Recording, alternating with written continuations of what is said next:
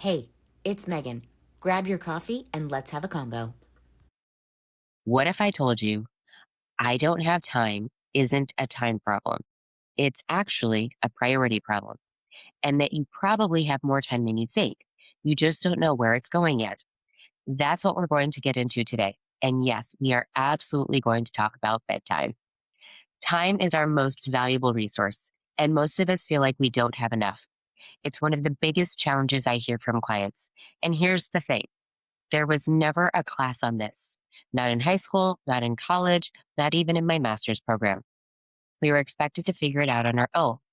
I learned the hard way early in my career as a freelance stylist. I took work 7 days a week. I was tired all the time, burnt out, and mentally spent. When I started my second career in nutrition, I was determined not to go through that cycle again. But it was actually grad school after my divorce and right before the pandemic where I really figured this out. I was working freelance as a stylist, averaging 3 or 4 days a week. I was going to grad school. I managed to work out 6 days a week, see friends 2 to 3 evenings or days during the week, date, go to museums or concerts most weeks, sleep 8 hours every night, and manage the emotional baggage of going through a divorce. And I know exactly how I did it. I was ruthlessly clear about my priorities. I needed to pay the rent. I needed to make the most of my investment in grad school. I needed to take care of my mental and emotional health because I had let that slack and was going through a divorce, and I needed to spend time with my friends. That might seem like a lot of priorities, but if the activity didn't fit into those categories, it probably wasn't happening. I slotted my mornings ahead of time based on the days of work I had, the workout classes I was taking, and the schoolwork I had to do. I planned concerts and friend dates weeks in advance, and they were locked into my calendar. It's amazing how much you can get done with a deadline and a fixed amount of time. I got the most schoolwork done when I had an hour and a half time slot before going on set. I could blow through so much, but if I had an entire Saturday with no plans, I wasn't nearly as productive. That's the insight. Clarity plus constraint equals momentum. And that's exactly what we're building today. I don't have time is actually saying it's not a priority. Time is a choice. Now, before I go any further, I want to acknowledge something.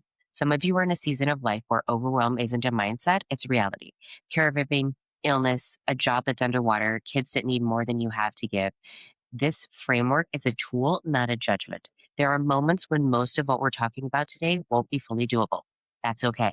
But there are usually a few small things we can do to find some breathing room we didn't know we had. I really like Laura Vanderkam, a New York Times bestselling author, time management expert, and mother of five, approach to making the most of your time rather than trying to create more time. She breaks the week down like this. There are 168 hours in a week, 24 times 7. 40 of those hours go to work, 56 of those hours go to sleep if you're getting 8 hours a night. That leaves 72 hours. 2 hours. Some of you may work more than 40 hours a week. I hope not much more because at a certain point there are diminishing returns, which is a whole different conversation. But if you work 50 hours a week, there are still 62 hours left after getting 8 hours of sleep every night. That is a solid chunk of time. Thinking about your time in weekly chunks rather than just surviving each day also makes it much easier to build consistent habits. And for women in perimenopause, consistency is everything. Erratic schedules keep cortisol elevated, disrupt blood sugar regulation, and make every symptom that you're dealing with harder to manage. Your calendar is not just a productivity tool, it's a hormonal health tool. Now, let me share some of Laura Vanderkam's top strategies and layer in what I know from working with women in perimenopause specifically, because some of these hit differently when your hormones are in flux. Track your time for a week. It will absolutely blow your mind where you spend all of your time. And then you might be a little annoyed and angry. In Laura Vanderkam's research, most people are very poor at guessing where they spend their time. I'm not advocating for an ongoing time tracking habit. If that brings you joy, no judgment. But for most people, that is an unnecessary activity long term. This is just a simple check in to see where you are. If we don't have a starting point, it's very challenging to make adjustments and know if they're helpful or not. When I did this a few years ago, I was blown away by the social media time sync. Your phone will tell you down to the minute how much screen time you have and how much of that time is spent on each application. Only you can decide how you want to spend your time, but most people are not time poor because they're spending quality time with people they love, working out, taking care of their mental health, and cooking meals at home. In the perimenopause matrix, this is a recharge pillar audit. You can't recharge what you don't protect, and you can't protect time that you haven't actually accounted for. I talk about this one constantly, and I make no apologies for saying it again. Set a bedtime. I want you to do it for all the health benefits of sleep and the consistent schedule. Lower cortisol, better immune health, better blood sugar management, lower stress levels, better recovery, better focus, and better productivity. For women in perimenopause specifically, a consistent bedtime is one of the highest level tools we have. Inconsistent sleep elevates cortisol, which disrupts estrogen metabolism and amplifies the symptoms that you're already working hard to manage. Your bedtime is hormone support you don't need a prescription for. But Laura talks about it as an end to the day because your never ending to do list is not going to get done tonight, and your body will feel better and you will have more time if you're on a regular schedule. An activity that takes an hour on 8 hours of sleep can take 2 hours on 4 hours of sleep. And to be clear, your weekly sleep total does not count as 8 hours a night if you reach 56 hours by getting 4 hours one night and 10 hours on two additional nights. That works for some things, but sleep cannot be banked that way. 7 nights of 8 hours is not the same as 3 nights of 4 hours and 4 nights of 11 hours from either an energy or hormonal health perspective. When you set a bedtime, you also have an endpoint plan. I get home at 5 p.m. My bedtime is 10 p.m., which means that I have 4 hours to do things with before I start my wind down for bed. That is very usable, plannable information versus procrastinating and doing night-like chores until you pass out. Recharge pillar, non negotiable. This is one of my favorite suggestions from Laura Vanderkam. Plan on Fridays for three categories in your life: career, relationships, self. The goal is to pick 2 to 3 priorities in each category. This works because our brains don't like incomplete plans. This means that you can slot your priorities on your calendar, like a meeting with a coworker, dinner with a bestie or partner, and something for you, like a class you want to take or a museum exhibit that you really want to see. There could be overlap. Your thing for yourself could be an exhibit that you're dying to see, and you want to bring along someone that you want to prioritize. But you shouldn't always make yourself things also relationship things. Or if you have a lot of friends who are also coworkers, you don't want to always make those things overlap either. Then everything gets slotted in around your priorities. If you spend any time with the perimenopause matrix, you'll recognize this framework immediately. Connect is one of our 6 pillars, not because connection is nice to have, but because social isolation is one of the most underappreciated drivers of perimenopausal symptoms. Planning your relationships in advance isn't soft, it's critical. When I first started hanging out with someone who is now one of my closest friends, she told me upfront, I do not cancel unless I am dying. Once you're in my calendar, you are locked in. If you give up your slot, I may not see you for a few weeks until there's another opening. I thought she was joking. She was not. She had one of the most active social lives, impressive and slightly exhausting in retrospect. But it was really nice knowing that that time with my friend was going to happen and I could look forward to it rather than wondering if something better would come up for her. You can do this planning anytime that works for you, but Friday afternoons is usually a low productivity slot. I know after 3 p.m. on Friday, not much meaningful work is happening for me, anyways. This also gives you time if you need to make calls or schedule appointments for the following week. Then you can enjoy your weekend because you already know what needs to get done on Monday. Think about your week before you are in it. Really quick.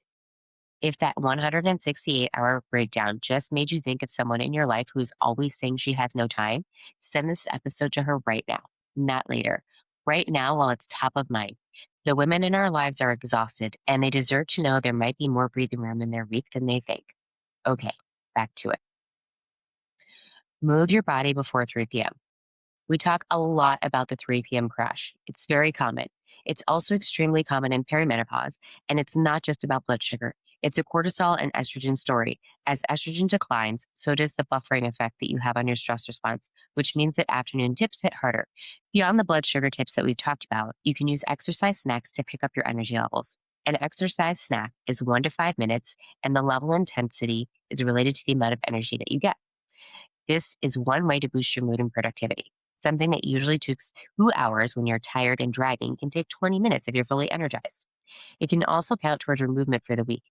A minute of air squats, 2 minutes of push ups, 3 minutes of sprinting upstairs, 4 minutes of jumping jacks, or even a 10-minute walk, which can boost your mood, help your blood sugar regulation, and your cognition. It won't energize you quite as much as something more vigorous, but sometimes you just need a little nudge rather than a big boost. A recent meta analysis found that exercise snacks completed 2 to 5 times per day, spaced 30 to 60 minutes apart, produced results comparable to, and in some measures better than, 30 minutes of continuous exercise. This evidence base is still building, but the findings are promising enough that I'm already recommending them. That means that the 30-minute steady state cardio session that you're always trying to slot in and can never get in could be replaced with movement snacks throughout your day. This is the mood pillar at its most successful. No gym required, no blocking time, no perfect conditions necessary. Laura Vanderkam also talks about what she calls rain dates for priority things that sometimes get pushed because of life. If you want to work out 3 days a week, slot in 4. That way, when life happens, a meeting pops up, your kid gets sick, your toilet overflows, there's already a backup day planned. And if you get to the 4th day and you already hit your other 3, that chunk of time is yours to do whatever you want with it. The last tip gets the most pushback from my clients and from Laura's community. Apparently, this is universally controversial, which tells me that it's very important. Plan something for yourself. Ideally, out of the house, more ideally, something repeated that involves other people. Yes, a hobby. I know some of you are rolling your eyes at me. If you have littles, this is probably not a hobby moment, but it could be a 5 to 10 minute me time moment scheduled into your day. At the beginning, I mentioned the time tracking activity. This is where these two things meet. Once you track your time, you get to decide, is it more important for my mental health to leave the house to do something that you enjoy with other humans or to watch 8 hours of Netflix? Could you use 2 of those 8 hours to do something for you? That still gives you 6 hours to binge watch Bridgerton during the week. Of course, this does not mean dropping responsibilities or leaving your family high and dry. It means having a conversation with the people you live with about making space for this, making sure there is someone to watch the kids, or if you have older family members living with you. It means planning. But once the setup is complete, you have time for yourself that can bring you joy and real space to recharge. It gives you something to look forward to every week and room to expand your circle. In this season of life, maybe a hobby is genuinely not possible right now. How can we slot 5 to 10 minutes for you during the day? If you make breakfast and lunch ahead of time, maybe while you're making dinner the night before, does that open a few minutes of your morning to journal, meditate, or read a book? Could you trade a school pickup with a friend or neighbor to give each other a few extra minutes in the afternoon? Can your partner take over one small task that would give you a window to actually exhale? This is the recharge and connect pillar working together. You are not a machine. You are a person who needs inputs, not just outputs. And for women in perimenopause, chronic depletion is not just an energy problem, it's a hormonal one. Reset and joy are part of the protocol. Before I let you go, if this episode made you think of someone in your life who's always saying she doesn't have enough time, please share this episode with her. Text it to her right now. Post it in the group chat. Send it to the friend who you know is running on empty. The women in our lives are exhausted, and sometimes the most useful thing we can do for them is hand them something that might help. I would be so grateful, and so would she. Can you do me a favor? If this was helpful, share it with one person who might need to hear it today. Our bodies didn't come with a user manual, and this perimenopause thing can feel confusing and lonely. But you're not alone, you're not crazy, and you're definitely not broken. And maybe someone in your life needs that reminder too. Let's spread the word and be kind to each other and ourselves. Now the legal bit. I'm a nutritionist, but I'm not your nutritionist. This podcast is for information and education only. No client relationship was formed. Always seek medical advice when necessary. I'll see you next Wednesday morning.